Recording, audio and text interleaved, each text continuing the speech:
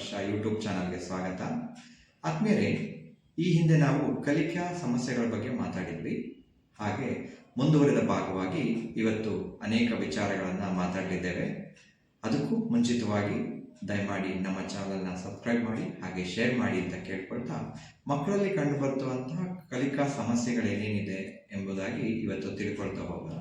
ಈ ಹಿಂದೆ ನಿಮಗೆ ತಿಳಿಸಿದ ಹಾಗೆ ಮಕ್ಕಳಲ್ಲಿ ಕಲಿಕಾ ಸಮಸ್ಯೆಗಳನ್ನ 3 ಭಾಗಗಳಾಗಿ ವಿಂಗಡಿಸಬಹುದು. ಅದರಲ್ಲಿ ಬಹಳ ಮುಖ್ಯವಾಗಿ ಡಿಸ್ಲೆಕ್ಸಿಯಾ, ಡಿಸ್ಗ್ರಾಫಿಯಾ ಮತ್ತು ಡಿಸ್ಕ್ಯಾಲ್ಕುಲಿಯಾ. ಸೊ ಏನು ಈ ಡಿಸ್ಲೆಕ್ಸಿಯಾ ಅಂತ ನೋಡೋದಾದ್ರೆ, ಅಂತಾರಾಷ್ಟ್ರೀಯ ಡಿಸ್ಲೆಕ್ಸಿಯಾ ಸಂಸ್ಥೆ ವ್ಯಾಖ್ಯಾನ ಮಾಡಿರುವಂತೆ ಡಿಸ್ಲೆಕ್ಸಿಯಾ ಸಮಸ್ಯೆ ಒಂದು ಭಾಷೆಗೆ ಸಂಬಂಧಪಟ್ಟಂತಹ ಸಮಸ್ಯೆಯಾಗಿದೆ. ಹಾಗಾಗಿ ಕಲಿಕಾ ಸಮಸ್ಯೆಯಲ್ಲಿ ಮಕ್ಕಳು ಭಾಷಾ ಸಮಸ್ಯೆಯನ್ನು ಕೂಡ ಎದುರಿಸ್ತಾ ಹೋಗ್ತಾರೆ. ಬಹಳಷ್ಟು ನೀವು ಗಮನಿಸಿದ ಹಾಗೆ ಮಕ್ಕಳಲ್ಲಿ ಓದುವುದರಲ್ಲಿ ಸಮಸ್ಯೆ ಇರ್ತದೆ. ಅಂದರೆ ವಿಷಯವನ್ನು ಅರ್ಥ ಮಾಡ್ಕೊಳ್ಳೋದ್ರಲ್ಲಿ, ಓದೋದ್ರಲ್ಲಿ ಅನೇಕ ಸಮಸ್ಯೆಗಳನ್ನು ಮಕ್ಕಳು ಎದುರಿಸ್ತಾ ಇರ್ತಾರೆ. ಸಾಮಾನ್ಯವಾಗಿ ನೋಡಿದ್ರೆ ಬುದ್ಧಿಶಕ್ತಿ ಸಮಸ್ಯೆ ಇರೋರಿಗೆ ಮಾತ್ರ ಓದೋ ಸಮಸ್ಯೆ ಬರುತ್ತೆ ಅಂತ ಒಂದು ತಪ್ಪು ಕಲ್ಪನೆ ಇದೆ. ಆದರೆ ಬುದ್ಧಿಶಕ್ತಿಗೆ ಮತ್ತೆ ಓದೋದ್ರಲ್ಲಿ ಸಮಸ್ಯೆ ಬರೋದಕ್ಕೆ ಯಾವುದೇ ರೀತಿಯಾದಂಥ ಸಂಬಂಧ ಇರೋದಿಲ್ಲ. ಸೊ ಹಾಗಾಗಿ ಬುದ್ಧಿಶಕ್ತಿ ಚೆನ್ನಾಗಿದ್ದವರಲ್ಲೂ ಕೂಡ ಓದಿನ ಸಮಸ್ಯೆ ಬರುವಂಥ ಸಾಧ್ಯತೆಗಳು ಜಾಸ್ತಿ ಇರುತ್ತೆ. ಸೊ ಹಾಗಾಗಿ ಈ ಒಂದು ವಿಷಯವನ್ನು ನಾವು ಸಂಪೂರ್ಣವಾಗಿ ಅರ್ಥ ಮಾಡ್ಕೊಳ್ಬೇಕಿದೆ. ಡಿಸ್ಲೆಕ್ಸಿಯಾವನ್ನು ಗಮನಿಸಿದಾಗ ಪ್ರಪಂಚದಾದ್ಯಂತ ನೋಡಿದಾಗ 5% 17.5% ಶಾಲಾ ಮಕ್ಕಳಲ್ಲಿ ಈ ಒಂದು ಸಮಸ್ಯೆ ಇರ್ತಕ್ಕಂಥದ್ದು ನಾವು ಗಮನಿಸ್ಬೋದಾಗತ್ತೆ. ಸೊ ಏನೆಲ್ಲ ಇರ್ತದೆ ಹಾಗಾದ್ರೆ ನೋಡೋದಾದ್ರೆ, ಡಿಸ್ಲೆಕ್ಸಿಯಾ ಅಂದ್ರೆ ಏನು ಅಂತ ನೋಡೋದಾದ್ರೆ, ಬಹಳ ಮುಖ್ಯವಾಗಿ ಅನೇಕ ರೀತಿಯಾದಂತಹ ಕ್ಲಿಷ್ಟತೆ ಅಂದ್ರೆ ಡಿಫಿಕಲ್ಟೀಸ್ ಇರುತ್ತೆ ಈ ಮಕ್ಕಳಲ್ಲಿ. ಯಾವೆಲ್ಲ ಡಿಫಿಕಲ್ಟೀಸ್ ಇರುತ್ತೆ ಅಂತ ನೋಡೋದಾದ್ರೆ, ಮೊದಲನೇದಾಗಿ ಶ್ರವಣದ ಸಮಸ್ಯೆ ಅಂತ ನಾವು ಕರಿಬಹುದು. ಅಂದ್ರೆ ಒಂದು ವಿಷಯವನ್ನ ಗ್ರಹಿಸಿಕೊಳ್ಳುವಂತಹ ಶಕ್ತಿ, ಕೇಳಿಸಿಕೊಂಡು ಅರ್ಥ ಮಾಡ್ಕೊಳ್ಳುವಂಥ ಶಕ್ತಿಯಲ್ಲಿ ಅವರಿಗೆ ಸಮಸ್ಯೆಗಳಿರುತ್ತೆ. ಬಹುಶಃ ನಾವು ಎಕ್ಸಾಂಪಲ್ ನೋಡೋದಾದ್ರೆ, ಚಿಹ್ನೆಗಳನ್ನ ಮತ್ತೆ ಪದಗಳನ್ನ ಗುರುತಿಸುವಲ್ಲಿ, ಶಬ್ದಗಳನ್ನ ಗ್ರಹಿಸಿಕೊಳ್ಳುವಲ್ಲಿ ಸಮಸ್ಯೆ ಇರುತ್ತೆ. ತಪ್ಪಾಗಿ ಶಬ್ದಗಳನ್ನ ಅಥವಾ ಪದಗಳನ್ನ ಗ್ರಹಿಸುವಂತ ಸಾಧ್ಯತೆಗಳು ಇದರಲ್ಲಿ ಜಾಸ್ತಿ ಇರುತ್ತೆ. ಹಾಗೆ ದೃಷ್ಟಿ ಸಮಸ್ಯೆ ಕೂಡ ಕೆಲವು ಮಕ್ಕಳಿಗೆ ನಾವು ಗಮನಿಸಬಹುದಾಗತ್ತೆ. ಅಂದ್ರೆ ಪದಗಳನ್ನ ಸರಿಯಾಗಿ ಜೋಡಿಸಿ ಓದೋದ್ರಲ್ಲಿ ಸಮಸ್ಯೆ ಇರುವಂತದ್ದು. ಓದಬೇಕಾದ್ರೆ ಬುಕ್ಕಲ್ಲಿ ಏನೋ ಬೇರೆ ಬರೆದಿರುತ್ತೆ, ಆದ್ರೆ ಓದ್ಬೇಕಾದ್ರೆ ಹೊಸ ರೀತಿಯಲ್ಲಿ ಓದುವಂತಹ ವಿಧಾನವನ್ನ ಕೂಡ ನಾವು ನೋಡ್ಬೋದಾಗತ್ತೆ. ಅದ್ರ ಜೊತೆಲಿ ಪ್ರಾಸ ಪದಗಳನ್ನ ಬಳಸುವಂಥದ್ದು. ಬಹುಶಃ ನೀವು ನೋಡಿರ್ತೀರಿ, ಆಟ, ಪಾಠ, ಓಟ, ನೋಟ, ಮಂತ್ರ, ತಂತ್ರ, ಈ ರೀತಿಯ ತ್ರಾಸ ಪದಗಳನ್ನು ಬಳಸುವಂಥದ್ರಲ್ಲಿ ಕ್ಲಿಷ್ಟತೆಯನ್ನು ಹೊಂದಿರ್ತಾರೆ. ಅಂದ್ರೆ ಆ ಪದಗಳನ್ನು ಬಳಸುವಾಗ ಆ ಪದಗಳನ್ನ ಅರ್ಥಗಳು ಮಾಡ್ಕೊಳ್ಳುವಂಥದ್ದಿರ್ಬೋದು, ಅದನ್ನ ಉಚ್ಚಾರಣೆ ಮಾಡುವಂಥದ್ದಿರ್ಬೋದು, ಓದುವಂಥ ಸಂದರ್ಭದಲ್ಲಿ ಕ್ಲಿಷ್ಟತೆ ಮತ್ತೆ ಕಠಿಣತೆಯನ್ನ ನಾವು ನೋಡ್ಬೋದಾಗತ್ತೆ. ಅವುಗಳನ್ನ ಅರ್ಥೈಸಿಕೊಳ್ಳುವಲ್ಲಿ ಸಮಸ್ಯೆಯನ್ನು ಹೊಂದಿರ್ತಾರೆ. ಹಾಗೆ ಇವರಲ್ಲಿ ಅವಧಾನದ ಕೊರತೆ ಇರುತ್ತೆ. ಅಂದ್ರೆ ಅಟೆನ್ಷನ್ ಇಶ್ಯೂಸ್ ಕೂಡ ಈ ಮಕ್ಕಳಲ್ಲಿ ಇರುತ್ತೆ. ಅಂದ್ರೆ ಒಂದು ವಿಚಾರದಲ್ಲಿ ಗಮನ ಕೊಟ್ಟು ಅದನ್ನ ಕಂಪ್ಲೀಟ್ ಆಗಿ ಮುಗಿಸುವಂತಹ ಅವಧಾನದ ಕೊರತೆ ಕೂಡ ಈ ಮಕ್ಕಳಲ್ಲಿ ಇರುತ್ತೆ. ಅಂದ್ರೆ ಅಕ್ಷರಗಳನ್ನ ಸರಿಯಾದ ರೀತಿಯಲ್ಲಿ ಅರ್ಥ ಮಾಡ್ಕೊಳ್ಳೋದಿರ್ಬೋದು, ಪದಗಳನ್ನ ಕಟ್ಟಿ ಒಂದು ವಾಕ್ಯವನ್ನ ರೂಪಿಸುವಂಥದ್ದು ಇರ್ಬೋದು ಕೂಡ, ಅದು ಕೂಡ ಸಮಸ್ಯೆ ಆಗಿರುತ್ತದೆ. ಹಾಗೆ ತಪ್ಪಾಗಿ ಗ್ರಹಿಸಿ ಓದುವಾಗ ತಪ್ಪಾಗಿ ಓದುವಂಥದ್ದನ್ನ ಕೂಡ ನಾವು ಡಿಸ್ಲೆಕ್ಸಿಯಾದಲ್ಲಿ ನೋಡ್ತಾ ಹೋಗ್ತೇವೆ. ಆದ್ರೆ ಅದ್ರ ಜೊತೆಗೆ ಬರೆವಣಿಗೆಯಲ್ಲಿ ಕೂಡ ಅನೇಕ ರೀತಿಯಾದಂತಹ ಸಮಸ್ಯೆಗಳನ್ನ ನಾವು ನೋಡ್ತಾ ಹೋಗ್ತೇವೆ.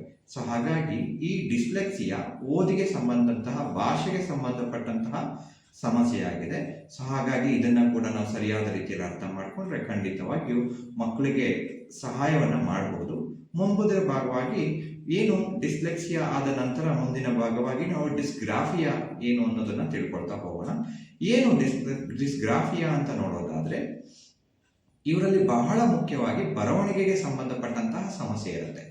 ಸೊ ಏನು ಬರವಣಿಗೆಗೆ ಸಂಬಂಧಪಟ್ಟಂತಹ ಸಮಸ್ಯೆ ಅಂತ ನೋಡೋದಾದ್ರೆ, ಕಾಗುಣಿತಗಳನ್ನ ಬರೆಯುವಾಗ ತಪ್ಪಾಗಿ ಬರೆಯುವಂಥದ್ದು, ಒತ್ತಕ್ಷರಗಳನ್ನ ಬರೆಯುವಾಗ ತಪ್ಪಾಗಿ ಬರೆಯುವಂಥದ್ದು, ಹಾಗೆ ಕಾಗುಣಿತ ಮತ್ತೆ ಒತ್ತಕ್ಷರಗಳನ್ನ ಅಸಮರ್ಪಕವಾಗಿ ಅಂದ್ರೆ ಸರಿಯಾದ ಸ್ಥಳದಲ್ಲಿ ಸರಿಯಾದ ಅಕ್ಷರಗಳಿಗೆ ಹಾಕದೇ ಇರುವಂಥದ್ದು ಕೂಡ ಒಂದು ಸಮಸ್ಯೆ ಆಗಿರುತ್ತೆ. ಮತ್ತೆ ಬರವಣಿಗೆಯನ್ನ ಚುಟುಕಾಗಿ ಬರೆಯುವಂಥದ್ದು. ಬಹುಶಃ ನೀವು 5 ಮಾರ್ಕ್ಸ್ ಕ್ವಶನ್ಸ್ ಕೇಳಿದ್ರೆ ಒಂದು ಸೆಂಟೆನ್ಸ್ ಅಲ್ಲಿ ಅಥವಾ 2 ಸೆಂಟೆನ್ಸ್ ಅಲ್ಲಿ ಬರೆಯುವಂಥದ್ದನ್ನ ಕೂಡ ನಾವು ನೋಡ್ಬೋದು. ಬಹಳ ಮುಖ್ಯವಾಗಿ ಇವರಲ್ಲಿ ಬರೀಲಿಕ್ಕೆ ಸಮಸ್ಯೆ ಇರಲ್ಲ, ಆದ್ರೆ ಆಲೋಚನೆಗಳನ್ನ ಬರವಣಿಗೆಯ ಮುಖಾಂತರದಲ್ಲಿ ಹಾಕ್ಲಿಕ್ಕೆ, ಬಹುಶಃ ಇವರು ಓರಲಿ ಕೇಳಿದ್ರೆ ತುಂಬಾ ಚೆನ್ನಾಗಿ ಹೇಳ್ತಾರೆ. ನೀವು ಓರಲಿ ಯಾವುದೇ ಪ್ರಶ್ನೆ ಕೇಳಿದ್ರು ತುಂಬಾ ಚೆನ್ನಾಗಿ ಆನ್ಸರ್ ಮಾಡ್ತಾರೆ. ಆದ್ರೆ ಬರವಣಿಗೆ ಅಂತ ಬಂದಾಗ ಅವರಲ್ಲಿ ಕ್ಲಿಷ್ಟತೆ ಕಾಡ್ತಾ ಹೋಗುತ್ತೆ. ಸೊ ಹಾಗಾಗಿ ಆಲೋಚನೆಗಳನ್ನ ಬರವಣಿಗೆ ರೂಪದಲ್ಲಿ ಹಾಕ್ಲಿಕ್ಕೆ, ಮುದ್ರಿಸ್ಲಿಕ್ಕೆ ಅವರಿಗೆ ಸಮಸ್ಯೆ ಇರ್ತದೆ. ಅದ್ರ ಜೊತೆಯಲ್ಲಿ ನೋಡಿ ಬರೆಯುವಂತ ಸಾಮರ್ಥ್ಯವನ್ನು ಹೊಂದಿರ್ತಾರೆ. ಅಂದ್ರೆ ಬೋರ್ಡ್ ಮೇಲೆ ಬರೆದಿರ್ತಾರೆ, ಅದನ್ನ ಕಾಪಿ ಮಾಡ್ಕೊಳ್ತಾರೆ. ಆದ್ರೆ ಕ್ರಿಯಾಶೀಲ ಬರವಣಿಗೆ ಅಂದ್ರೆ ಕ್ರಿಯೇಟಿವ್ ರೈಟಿಂಗ್ ಅಂತ ನಾವೇನ್ ಕರಿತೀವಿ, ಬಹುಶಃ ಒಂದು ವಿಷಯವನ್ನು ಕೊಟ್ಟು ಅದ್ರ ಬಗೆಗೆ ಏನಾದ್ರು ಬರೀರಿ ಅಂತ ಹೇಳಿದ್ರೆ ಅವರಿಗೆ ಕಷ್ಟ ಆಗತ್ತೆ. ಅದ್ರ ಜೊತೆಯಲ್ಲಿ ಹೆಚ್ಚು ಹೆಚ್ಚು ತಪ್ಪುಗಳನ್ನ ಮಾಡುವಂಥದ್ದನ್ನ ಕೂಡ ನಾವು ನೋಡ್ಬೋದಾಗತ್ತೆ. ಹಾಗೆ ಈ ತರದ ಮಕ್ಕಳಲ್ಲಿ, ಡಿಸ್ಗ್ರಾಫಿಯಾ ಇರುವಂತಹ ಮಕ್ಕಳಲ್ಲಿ ಬೆರಳುಗಳ ಸಮಾಯೋಜನೆ ಸರಿಯಾಗಿರೋದಿಲ್ಲ. ಅಂದ್ರೆ ಮೋಟಾರ್ ಕೋಆರ್ಡಿನೇಷನ್ ಸರಿಯಾಗಿರೋದಿಲ್ಲ, ಹೈ ಹ್ಯಾಂಡ್ ಕೋಆರ್ಡಿನೇಷನ್ ಸರಿಯಾಗಿರೋದಿಲ್ಲ.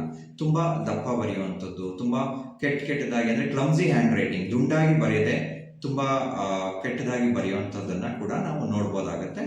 ಅದ್ರ ಜೊತೆಯಲ್ಲಿ ಬಹಳಷ್ಟು ನಿಧಾನವಾಗಿ ಬರೆಯುವಂಥದ್ದು, ತುಂಬಾ ಸ್ಪೀಡ್ ಆಫ್ ರೈಟಿಂಗ್ ಅಂತ ಏನ್ ಕರಿತೀವಿ, ಅದು ಈ ಮಕ್ಕಳಲ್ಲಿ ಬೆಳವಣಿಗೆ ಆಗಿರೋದಿಲ್ಲ. ಒಂದು ಪ್ಯಾರಾ ಬರೀಲಿಕ್ಕೆ ಕೂಡ ಸುಮಾರು ಸಮಯವನ್ನು ತಗೊಳ್ಳುವಂತಹ ಸಾಧ್ಯತೆಗಳು ಜಾಸ್ತಿ ಇರುತ್ತವೆ.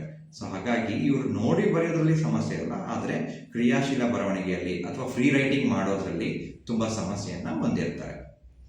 ಅದ್ರ ಜೊತೆಯಲ್ಲಿ ಬಹುಶಃ ನೀವು ಗಮನಿಸಿರ್ತೀರಿ, ಈ ತರ ಡಿಸ್ಗ್ರಾಫಿಯಾ ಹೊಂದಿರುವಂತ ಮಕ್ಕಳು ಲೈನ್ ಅನ್ನ ಫಾಲೋ ಮಾಡೋದಾಗಿರ್ಬೋದು ಕಷ್ಟ ಆಗಿರುತ್ತೆ. ಬಹುಶಃ ಇವರು ಶುರು ಮಾಡುವಾಗ ಬಿಗಿನಿಂಗ್ ಲೈನ್ ಅಲ್ಲಿ ಒಂದ್ ಕಡೆ ಶುರು ಮಾಡಿದ್ರೆ ಎಂಡ್ ಮಾಡಿದಾಗ ಮೇಲೆ ಹೋಗಿರುತ್ತೆ, ಕೆಳಗೆ ಹೋಗಿರುತ್ತೆ, ಅಥವಾ ಲೈನ್ ನ ಸರಿಯಾಗಿ ಫಾಲೋ ಮಾಡಿರೋದಿಲ್ಲ, ಸರಿಯಾದ ರೀತಿಯಲ್ಲಿ ಒಂದು ಆರ್ಡರ್ ನ ಫಾಲೋ ಮಾಡದೆ ಬರೆಯುವಂತಹ ಸಾಧ್ಯತೆಗಳು ಜಾಸ್ತಿ ಇರುತ್ತೆ. ಹಾಗೆ ಪದದಿಂದ ಪದಕ್ಕೆ ಗ್ಯಾಪ್ ಕೊಡುವಂತಹ ಸಂದರ್ಭಗಳಲ್ಲಿ ಕೂಡ ಒತ್ತೊತ್ತಾಗಿ ಬರೆಯುವಂಥದ್ದು, ಜೋಡಿಸಿ ಬರೆಯುವಂಥದ್ದು, ಪದಗಳ ನಡುವೆ ಸರಿಯಾದ ರೀತಿಯಾದಂತಹ ಒಂದು ಜಾಗವನ್ನ ಬಿಡದೇ ಇರ್ತಕ್ಕಂಥದ್ದು, ಮತ್ತೆ ಕೆಲವೊಂದು ಚಿಹ್ನೆಗಳನ್ನ ಸರಿಯಾಗಿ ಬಳಸದೇ ಇರ್ತಕ್ಕಂಥದ್ದು, ಈ ರೀತಿಯಾಗಿ ಅನೇಕ ರೀತಿಯಾದಂತಹ ಬರವಣಿಗೆಗೆ ಸಮಸ್ಯೆ ಪಟ್ಟಂತಹ ವಿಚಾರಗಳನ್ನ ನಾವಿಲ್ಲಿ ಗಮನಿಸಬಹುದಾಗುತ್ತೆ. ಅದನ್ನ ನಾವು ಡಿಸ್ಗ್ರಾಫಿಯಾ ಅಂತ ಹೇಳಿ ಕರಿತೀವಿ.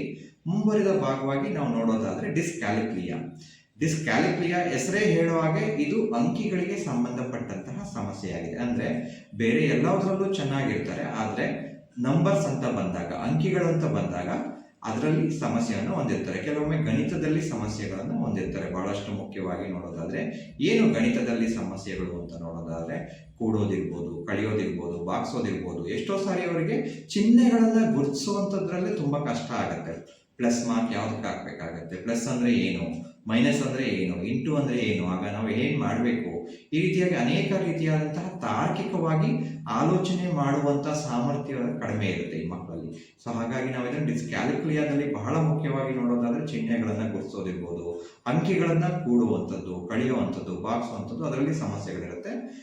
ತಾರ್ಕಿಕವಾಗಿ ಅರ್ಥೈಸ್ಕೊಂಡು ಬಹುಶಃ ನಾವು ಲೆಕ್ಕ ಮಾಡಬೇಕು ಅಂತ ನೋಡಿದಾಗ, ಗಣಿತದಲ್ಲಿ ಅಂಕಿಗಳನ್ನ ಮಾಡಬೇಕು ಅಂತ ನೋಡಿದಾಗ ಅದನ್ನು ತಾರ್ಕಿಕವಾಗಿ ಯೋಚಿಸಿ ಸರಿಯಾದ ಅರ್ಥ ಬರಲಿಕ್ಕೆ ಕಷ್ಟ ಆಗುತ್ತೆ.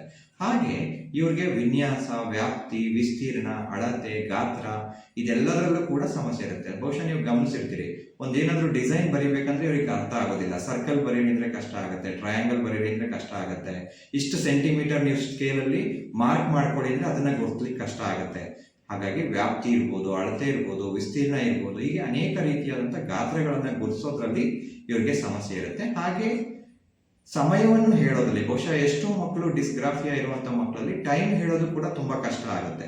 ಸೊ ಡಿಜಿಟಲ್ ಕ್ಲಾಕ್ ನೋಡಿ ಬಹುಶಃ ಅವ್ರು ಹೇಳ್ಬೋದು, ಆದ್ರೆ ನಾರ್ಮಲ್ ಕ್ಲಾಕ್ ನೋಡಿ ಸಮಯವನ್ನ ಹೇಳುವಂಥದ್ದು, ನಿಮಿಷಗಳನ್ನ ಹೇಳುವಂಥದ್ದು, ಗಂಟೆಗಳನ್ನ ಹೇಳುವಂಥದ್ದು ಬಹಳ ಕಷ್ಟದ ವಿಚಾರ ಅವ್ರಿಗೆ. ನಾವು ಎಷ್ಟೇ ಸಾರಿ ಪ್ರಯತ್ನ ಪಟ್ಟು ಅವರಿಗೆ ತಯಾರಿ ನಡೆಸಿದ್ರು ಕೂಡ ಹೇಳುವಂತ ಸಂದರ್ಭಗಳಲ್ಲಿ ತಪ್ಪಾಗಿ ಹೇಳುವಂಥದ್ದನ್ನ ಕೂಡ ನಾವು ನೋಡಿದ್ದೇವೆ. ಸೊ ಹಾಗಾಗಿ ಈ ರೀತಿಯಾಗಿ ಅಂಕಿ ಸಂಖ್ಯೆಗಳಲ್ಲಿ ಅನೇಕ ರೀತಿಯಾದಂತಹ ಸಮಸ್ಯೆಗಳನ್ನ ನಾವು ನೋಡ್ತಾ ಹೋಗ್ತೀವಿ. ಸೊ ಹೀಗಾಗಿ ಡಿಸ್ಲೆಕ್ಸಿಯಾ, ಡಿಸ್ಗ್ರಾಫಿಯಾ, ಡಿಸ್ಕ್ಯಾಲಿಕ್ಲಿಯಾ ಈ ಮೂರು ಅಂಶಗಳನ್ನ ನಾವು ಸರಿಯಾದ ರೀತಿಯಲ್ಲಿ ಅರ್ಥ ಮಾಡ್ಕೊಳ್ಬೇಕಾಗತ್ತೆ. ಬಹುಶಃ ಈ ರೀತಿಯ ಸಮಸ್ಯೆಗಳಲ್ಲಿ ಮಕ್ಕಳು ಇರೋದ್ರಿಂದಾಗಿ ಅನೇಕ ಬೇರೆ ಬೇರೆ ಸಮಸ್ಯೆಗಳು ಬರೋ ಸಾಧ್ಯತೆಗಳು ಕೂಡ ಇರುತ್ತೆ. ಕಲಿಕೆಯಲ್ಲಿ ಹಿಂದುಳಿಯೋದ್ರಿಂದ ಸಮವಯಸ್ಕರ ಒತ್ತಡ ಕೂಡ ಇರುತ್ತೆ, ಪೀರ್ ಪ್ರೆಷರ್ ಇರುತ್ತೆ, ಬೇರೆಯವರು ಕಲಿತಿದ್ದಾರೆ ನಾನು ಕಲಿತಿಲ್ಲ. ಹಾಗೆ ಶಾಲೆಯಲ್ಲಿ ಕೂಡ ಒತ್ತಡ ಇರುತ್ತೆ, ಹಾಗೆ ಪೋಷಕರಿಂದ ಕೂಡ ಒತ್ತಡ ಇದ್ದೇ ಇರುತ್ತೆ. ಸೊ ಹಾಗಾಗಿ ಈ ಮಗು ಬಹಳಷ್ಟು ಸಂದರ್ಭಗಳಲ್ಲಿ ಅನೇಕ ಬೇರೆ ಬೇರೆ ಸಮಸ್ಯೆಗಳಿಗೆ ಬಲಿಯಾಗುವಂತ ಸಾಧ್ಯತೆಗಳು ಜಾಸ್ತಿ ಇರುತ್ತೆ. ಬಹುಶಃ ಎಮೋಷನಲ್ ಇಶ್ಯೂಸ್ ಬರುವಂತ ಸಾಧ್ಯತೆಗಳು ಜಾಸ್ತಿ ಇರುತ್ತೆ. ಅಂದ್ರೆ ಸಂವೇಗಾತ್ಮಕ ಇಶ್ಯೂಸ್ ಅಂತ ನಾವೇನ್ ಕರಿತೀವಲ್ಲ, ಎಮೋಷನಲ್ ಇಶ್ಯೂಸ್ ಬರ್ಬೋದು, ಅಥವಾ ಬಿಹೇವಿಯರ್ ಇಶ್ಯೂಸ್ ಬರ್ಬೋದು, ಅಥವಾ ಸ್ಕೂಲ್ನ ರೆಫ್ಯೂಸ್ ಮಾಡ್ಬೋದು, ಸ್ಕೂಲ್ ಡ್ರಾಪ್ ಔಟ್ಸ್ ಆಗ್ಬೋದು, ಅಥವಾ ಯಾವುದೇ ರೀತಿಯಾದಂತಹ ಆಸಕ್ತಿ ತೋರಿಸದೇ ಇರುವಂತದ್ದು ಇರ್ಬೋದು. ಈ ರೀತಿಯಾಗಿ ಅನೇಕ ಸಮಸ್ಯೆಗಳು ಬರುವಂತಹ ಸಾಧ್ಯತೆಗಳಿದ್ದಾವೆ. ಹಾಗಾಗಿ ಈ ಒಂದು ಕಲಿಕಾ ಸಮಸ್ಯೆಯನ್ನ ನಾವು ಸರಿಯಾದ ರೀತಿಯಲ್ಲಿ ಅರ್ಥ ಮಾಡಿಕೊಳ್ಳೋ ಅವಶ್ಯಕತೆ ಖಂಡಿತವಾಗಿಯೂ ಇದೆ. ಈ ಸಮಸ್ಯೆಯನ್ನು ಸರಿಯಾದ ರೀತಿಯಲ್ಲಿ ಅರ್ಥ ಮಾಡಿಕೊಂಡು ಮುಂದೆ ಅದನ್ನು ಯಾವ ರೀತಿ ಪರಿಹರಿಸಬೇಕು, ಮತ್ತೆ ಯಾವೆಲ್ಲ ಪರಿಹಾರ ಮಾರ್ಗಗಳಿದ್ದಾವೆ ಅನ್ನೋದನ್ನು ಮುಂಬರೋ ವಿಡಿಯೋದಲ್ಲಿ ಸಂಪೂರ್ಣವಾಗಿ ನಿಮಗೆ ತಿಳಿಸ್ಕೊಡ್ತೇವೆ. ಅಲ್ಲಿವರೆಗೆ ಧನ್ಯವಾದಗಳು.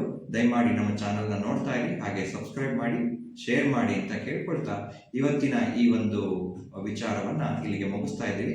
ಮುಂಬರುವ ವಿಡಿಯೋದಲ್ಲಿ ಈ ಕಲಿಕಾ ಸಮಸ್ಯೆ ಹೊಂದಿರುವ ಮಕ್ಕಳಿಗೆ ಯಾವೆಲ್ಲ ರೀತಿಯಾಗಿ ಪೋಷಕರು ನಡ್ಕೋಬೇಕಾಗತ್ತೆ, ಹಾಗೆ ಶಿಕ್ಷಕರು ಕೂಡ ನಡ್ಕೋಬೇಕಾಗತ್ತೆ, ಹಾಗೆ ಯಾವೆಲ್ಲ ಒಂದು ಸಪೋರ್ಟ್ ಸಿಸ್ಟಮ್ ಬೇಕಾಗುತ್ತೆ ಅನ್ನೋ ವಿಚಾರವನ್ನು ನಾವು ಮುಂದಿನ ವಿಡಿಯೋದಲ್ಲಿ ಮಾತಾಡ್ತಾ ಹೋಗ್ತೀವಿ. ಅಲ್ಲಿವರೆಗೆ ಧನ್ಯವಾದಗಳು.